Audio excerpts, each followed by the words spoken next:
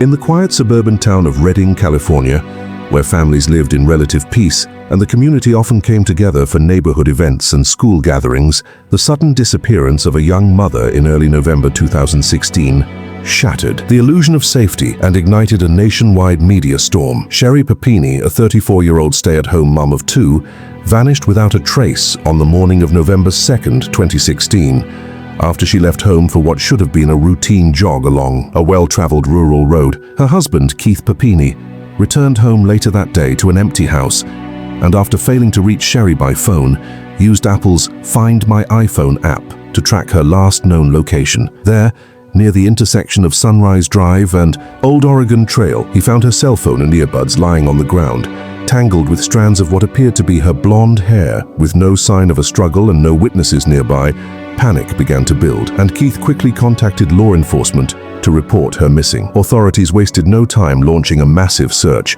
involving local sheriffs, volunteers, FBI agents, and search dogs. Sherri was declared missing under suspicious circumstances, and her story soon made national headlines, with outlets like CNN, ABC, and NBC reporting on the case. The community held vigils, billboards were erected, and the Papini family received an outpouring of support from strangers, friends, and celebrities, many of whom shared the Bring Sherri Home campaign on social media. The case took a dramatic turn 22 days later, on Thanksgiving morning, when Sherri was found wandering along a county road in Yolo County, 150 miles from her home. She was emaciated, bruised, had her hair chopped off, and was shackled by a chain around her waist. She flagged down a driver who called 911. When sheriff's deputies arrived, Sherri was immediately taken to the hospital. There she told a terrifying story. She had been kidnapped by two Hispanic women, driving a dark SUV, held captive in a closet, repeatedly beaten, branded on her shoulder, and forced to wear a hood over her head. The story shocked the country. Again, what had happened to her? Why, and who were her captors? A composite sketch of the suspects was released, but no arrests were made. The FBI launched a full investigation,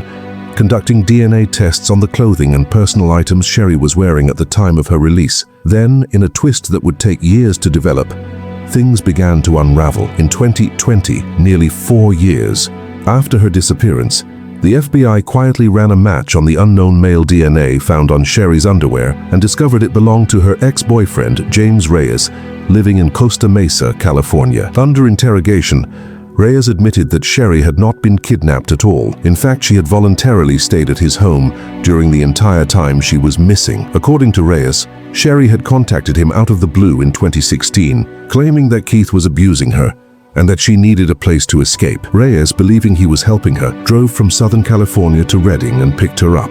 She stayed with him for over 3 weeks, never leaving his apartment, never restrained, and watching TV most days. When she expressed a desire to go home and make her return look believable, he helped her self-inflict injuries, including branding her with a heated tool, and then dropped her off on the side of the road in Yolo County. The FBI confronted Sherri with the evidence, but she denied any wrongdoing until 2022, when federal prosecutors filed charges of mail fraud and making false statements.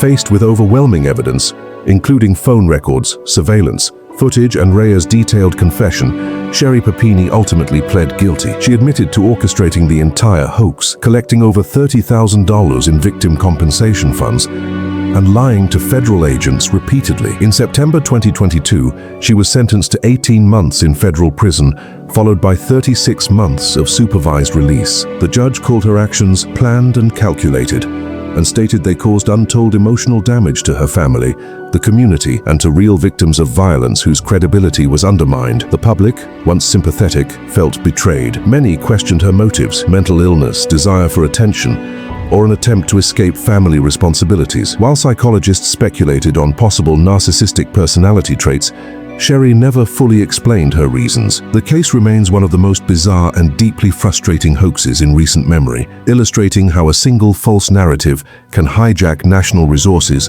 traumatize loved ones, and manipulate public sentiment for years. For her children, her husband, who filed for divorce after her arrest, and the Redding community, the emotional scars may never fully heal, and for investigators and the public, it serves as a cautionary tale, sometimes the most compelling. Victims are not what they seem. The Papini case remains one of the most bizarre and deeply frustrating hoaxes, illustrating how a single false narrative can hijack national resources, traumatize loved ones, and manipulate public sentiment for years. Thanks for watching.